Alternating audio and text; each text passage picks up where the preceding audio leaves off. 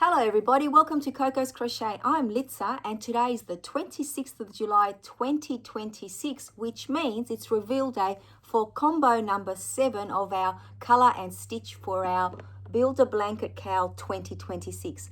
2 more combos to go, guys. I am so excited, but we need to talk about combo number 6 because let me tell you, I have thoughts. Now, those of you who have just joined us for the very first time, thank you and welcome. You too can join in with our Build a Blanket Cowl 2026, even though you can still catch up if you'd like to, because all you need to do is go back in time, watch the playlist that is linked in the description box, and catch up with all different colors and stitch combinations, because we are in essence building a stitch sampler blanket. We are doing it in a variety of ways. I myself am building it row by row by row with all the different colors, so it's growing that way. Other people are doing squares, individual squares, and then piecing them together to make a blanket of some size, whichever size they choose.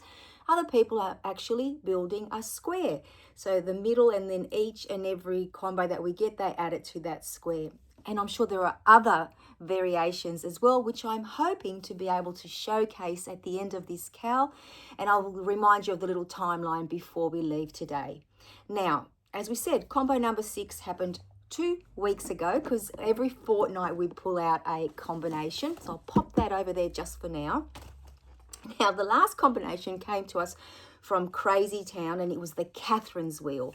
And we were asked to use pinks and greens. I was very excited when I had seen this stitch come into the comments, and I was also terrified at the same time. Now, at the time when I had a very quick look on YouTube at one of the many tutorials I've discovered on how to do the Catherine wheel or crochet the Catherine wheel, I had quickly read that you needed a 10 count, like stitch count, to start off with. So that's why I made that comment at the very start. Let me tell you, there might have been a little bit of fudging going on by everybody, but this pattern, when you actually start doing it, is not at all intimidating. There are so many different stitch tutorials to use. I haven't written I'll pop down in the description box the one that I use, because my one actually has 9 of the double crochets that you use, not 7. I believe most of them use 7. But in saying that, I have learnt so much doing this stitch, including that it is a bit of a yarn eater, which is absolutely fine. It is absolutely gorgeous. The way that you put your colours in will determine the look of your blanket. You can change colours throughout every 2 rows, or you can just do it in one colour. So there are very many options there for you. And I also worked out that I had to play around with my hook size. Now, Dana, of course, has joined us because I am also making a blanket for her using the exact same colors and stitch combos. But she is a little bit disappointed this week because I use her blanket as my practice piece, and I haven't quite finished hers because I need to redo it. But rest assured, Dana will be getting a completed blanket as well. So let me just pop her down for now, just out of the way and safe. And let me talk about her blanket first and what I learned and how I incorporated it into my blanket. So I have had this blocking for over a week now, because at the end of the tutorial, some way part through, the designer did say that this stitch needs blocking. Generally, it really enjoys a good block. And I started off using my 6mm hook, as I have been using for most of my stitches, except for the puff stitch, which I went up half a size, and we've talked about that in the past. Now, I did notice that when I was crocheting the rows, it was starting to bunch up, and I didn't really trust the process when I got to the top, but I did, to the last row, but I did block it. And let me tell you, I learned that even though it will probably work very, very well with maybe a cotton or a cotton acrylic blend with an acrylic yarn, because I'm using Spot Saver 100% acrylic yarn, I still believe that that part there would bunch up and create a little bit of a messy look to our blanket, even with a border. I hope I'm wrong, but that's my feeling. And the other thing that I noticed after following the tutorial as is, the green gets lost in here, because the setup row is this one, and then you do your Catherine wheel as such, and then I did the last row. So the pink really stands out, but the green did not. So I'll show you my blanket. I did not continue with the starting color. I started alternating every, like, 2 rows. I would do it so you could see the actual Catherine wheel, and then I did end up with the same color at the top that I did at the bottom. So I think that when I take off these pins, the blocking pins, this may sit there for a little while, but it's going to shrink. So I've got a feeling I'll be redoing Dana's blanket as well, because I went just with a 6mm hook with this one. So the yarn that I'm using, of course, is in pinks and greens, and I thought these 2 beautiful colors from Spot Saver. Now this is a new color from last year, and it's called Grass. I love this green, and you can tell from the label it's a newer color because the older colors from Spot Saver said USA style, and this says pink.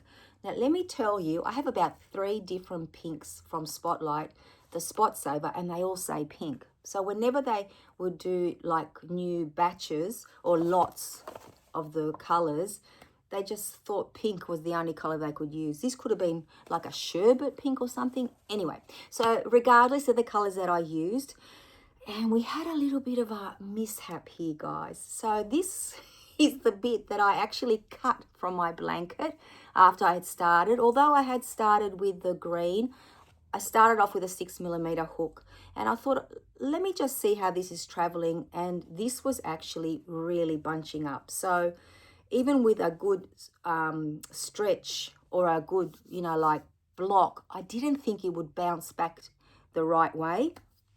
And then I did try a 6.5mm hook on some of these stitches, and then I decided to cut it all out because I was doing a very good job of sewing in all the ends, because that's my target for these blankets, to make sure I do that all along the way. But I ended up using a 7mm hook, and it does still give a little bit of a bounce at the ends, but so much better. So let me show you how beautiful the Catherine wheel does look when you actually don't use the same color that you start off with for the first Catherine wheel. I absolutely love the way this looks, and I think that it really adds something special to this blanket. I didn't go much further than, as you can see, I did 1, 2, 3, 4, 5, 6, 7, 8 rows. I think the pattern that I used is a 4-row repeat.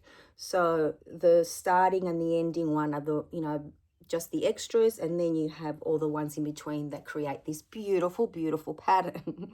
So thank you so much, Crazy Town. This was definitely a crazy adventure.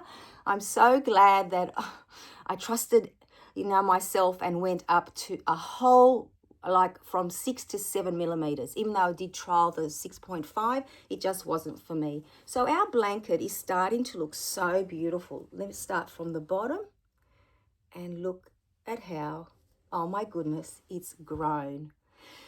So all we need to do now, and let me tell you, I'm so interested to hear in the comments your thoughts on the Catherine wheel, because I do know that a lot of you were saying when the combination got chosen that it was something very brand new to you too, which is so very exciting that we got to, experience this learning crochet opportunity and journey together. So now we're going to grab our little container here, do what I love the most, and that is choose the next combination number 7. Remember, it's a little bit loud, so block your ears or turn down the volume just for a few moments at that. So let's start shaking. Oh my goodness. Okay, let's take the lid off. Now these are very well sealed, as you know, those of you that have been coming along all the time. And let me take this opportunity to also thank our wonderful cheerleaders who come every single week and just cheer us on. All right, one last shuffle. This is the one that it's going to be. So let me get my scissors, because I've sealed it really, really well. I love the surprise as much as you do. All right, I'll try not to cut into it like I did last time. Oh, one more. Done a good job of sealing them. All right, what's it going to be, guys? It's going to be a nice, easy stitch, a colour that someone has been looking forward to. I get excited with all the colours. I love colour. Even though we've said before, I may dress in black, but I do love colour. So we have Heatherwood, the granny stitch in purple. Oh, my goodness. Guess what? we're going to add purple and a granny stitch again. I absolutely love purple. If only this was combo number 8, we could have ended on the same stitch. It is what it is though, guys. Thank you so much, Heather, for sending yours in. I cannot wait to add the granny stitch because I've gotten so much better thanks to this crochet along. And purple, that means I get to choose another purple, and all you do too to put in your blanket. I'm definitely going to go with a different shade of purple or lavender. I have quite a few in here in my box of yarn that I've been using for the whole entire blanket. So, oh my goodness, that is so awesome.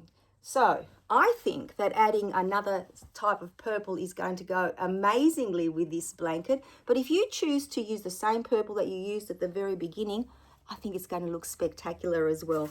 So let me write on this combo number 7. Combo number 7. And today we said is the 26th of July, 2026. What a nice date to write. So Heather, thank you so much. We look forward to adding your combo into our blankets. Now, let me tell you guys, you have 2 weeks before the next combination comes out, which will be the 9th of August, 2026. And then I will ask you and I will remind you, oh my gosh, one more combo, I can't believe it. And then I will ask you to send in your photos by the 23rd of August. And then by the end of the month, around the 30th of August, I'll do a little showcase of all of them. So this is amazing. Combo number 7. Thank you so much for all of you that have been joining in and posting your photos on Instagram and also to our community tab.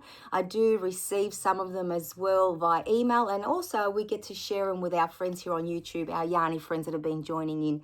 So until I see you all very, very soon, so in 2 weeks' time we'll be back to choose combo number 8. Take care. Bye-bye for now.